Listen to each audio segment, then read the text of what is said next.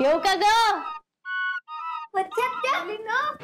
अगं बाई ग, माझं ते कसं मस्त. काय बाबा? मस्त. बरं आहे ना? ठीक. आलेच मी.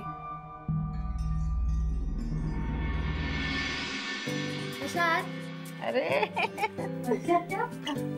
झालं लवकर आला.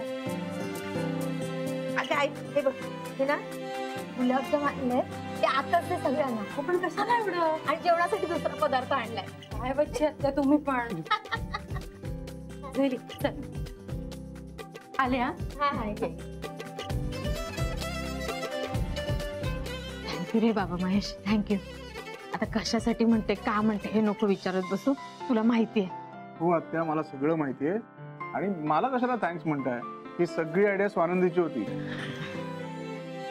आत्या, जे झालं ते खूप विचित्र झालंय, पण चला माझे फायनली डोळे उघडले.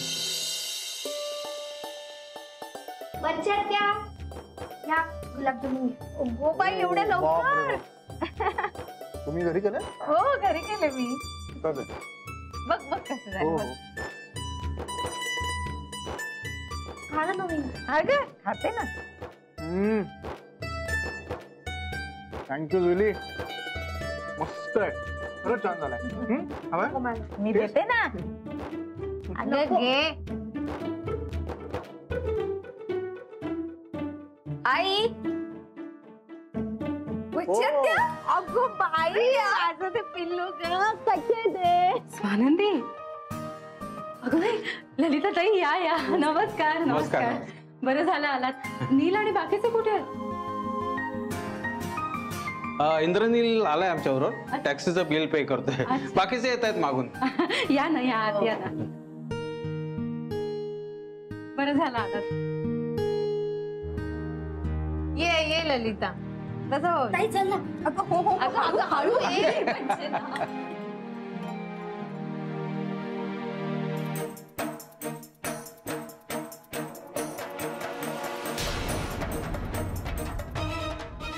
आले आले हवरटासारखं खायला बसलात ना.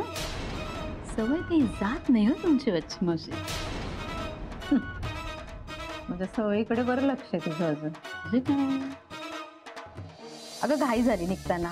मीच बनवले ना. चव घेताना आले घरी म्हणून घेऊन बघते बरं झालेत की नाही.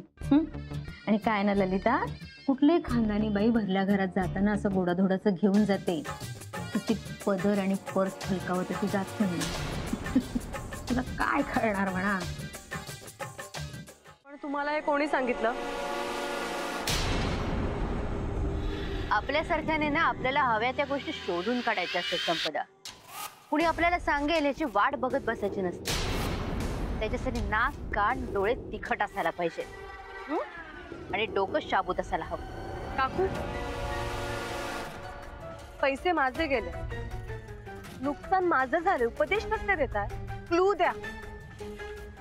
तुम्हाला नक्की माहितीये का स्वानंदीने जे पैसे तुम्हाला दिले ते माझ्याच अकाउंट मधनं काढले? पोळी सोडवण्यात आयुष्य गेलंय माझं. ललिता जहागीरदार नाव आहे माझं. महेश ज्या दिवशी आमच्या घरी आला होता ना, त्याच दिवशी माझ्या डोक्यात विचार सुरू झाला की हा घरी का आलाय आपल्या. स्वानंदीने मला 10 लाख रुपये काढून दिले आणि स्वतःच्याच तोंडाने कबूल केलं की हे 10 लाख तिने तुझ्या अकाउंट मधनं काढले. मग हा सरळ सरळ फ्रॉड आहे ना? हो संपदा, निदान तू तरी हे बोलू नकोस. सध्या आपण दोघे एकट्याच तिथे. आणि माझ्याकडनं पैसे गेले तर ते काय होतं? मानधन. आता हा विचार कर, महेश किंवा स्वानंदी या दोघांपैकी 10 लाख तुझ्याकडे कुणी मागितले? कोऱ्या चेकवर तुझी सही कुणी घेतली होती? आठव, विचार कर जरा.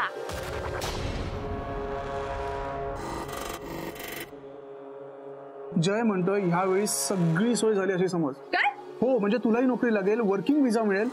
माझ्या विजाचा तर प्रॉब्लेमच नाहीये. आता पैसे नाहीयेत यार. तू मला सांग ना, किती पैसे कमी पडतायत? मला जर का कोणी 10 लाख रुपये दिले ना, तर बाकी सगळा खर्च मी करेन. मी देते.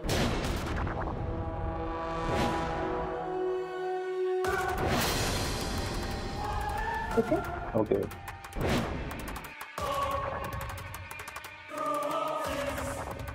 महेश काकू, महेशने माझ्याकडून 10 लाख रुपये मागितले होते अमेरिकेला जाण्यासाठी, पण तो मला पण घेऊन जाणार होता. महेश तुला अमेरिकेला घेऊन जाईल याची स्वप्न तू अजून बघतेस संपदा. आता तो तुला स्वतःच्या घरी घेऊन गेला ना तरी मेहरबानी समज. पण महेश एवढी हिंमत करेल? आनंदीचं डोकं आहे त्याच्या मागे. काकू, स्वानंदी माझी बहीण आहे. मी तिला लहानपणापासून ओळखते. हे तिचं डोकं असूच शकत नाही. नाही ओळखत तू तिला. खूप बदलली आता स्वानंदी. मला 10 लाख रुपये दिले आणि माझ्याकडनं ते कशा प्रकारे काढून घेतले ना माहिती नाही तुझी. एकही पैसा माझ्या कमी आला नाही. फक्त 10 रुपये शिल्लक राहिले माझ्या हातात. हे फक्त 2 दिवसात. साधी सुधी नको समजत तिला. पण तुम्ही तर स्वतःला फार हुशार म्हणवता ना. काय झालं त्या हुशारीचं? मला तर काही क्लू नव्हता, पण तुम्हाला तर माहित होतं ना.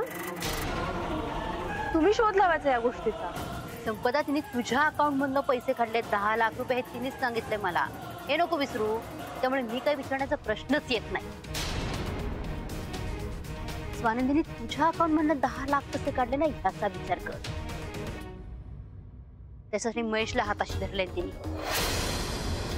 आणि महेशने तुला अमेरिकेला जायची स्वप्न दाखवली, हो ना. आणि आता स्वतः खाली मिरवते आनंदात. नाही, मी तिला मिरवू देणार. तुझी सगळी स्वप्न धुळीला मिळाली ग संपदा. म्हणजे बघ ना, तुझे पैसे गेले, स्वप्न गेली. इतरांच्या नजरेचं जाऊ दे ग, स्वतःच्या नजरेत तरी तुला तुझी किंमत राहिली का? आणि तू खरी कशी आहेस हे स्वानंदीने तुझ्या नवऱ्याला सांगूनही टाकलं असेल.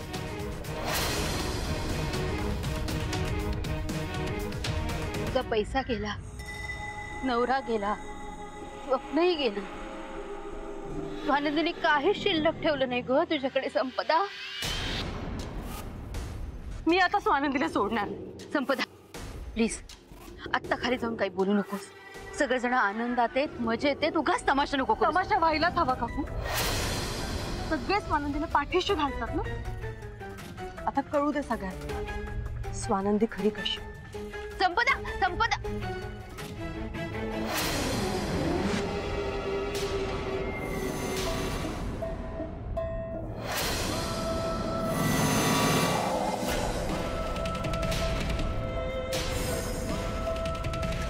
स्वानंदी, आता तुमच्याच घरातली मिरची तुमच्याच घरातल्या होमात पडेल आणि ठसका लागून सगळ्यांचे प्राण कंठाशी येतील.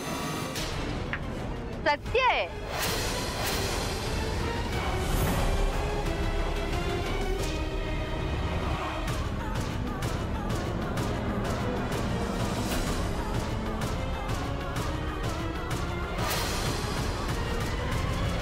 अनिता, ओळखलेस ना? हो अहो. नीलचा भाऊ हो हो. आणि नीलची बहीण. काका अहो बहिणी, निलिमा बहिणी. हा हा, नील, निलिमा, नीलमणी. निरंजन. निरंजन नाव आहे माझं. Sorry sorry. काय लक्षात राहत नाही माझ्या नात्यामध्ये. संपदाला बोलू दे ना. म्हणजे घरातली मोठी आहे ती आणि तिला काय म्हणायचंय ते सगळ्यांना ऐकायचं पण असेल नाही का. आता मी जे काही बोलणार आहे ते ऐकून कोणाला कसं वाटेल ते मला माहिती. आणि हे सगळं बोलण्यासाठी ही वेळ योग्य आहे की नाही हेही मला माहिती. संपदा अगं बोल तू. सगळेजण आपापल्या मनातलं बोलतायत, तूही बोलून टाक.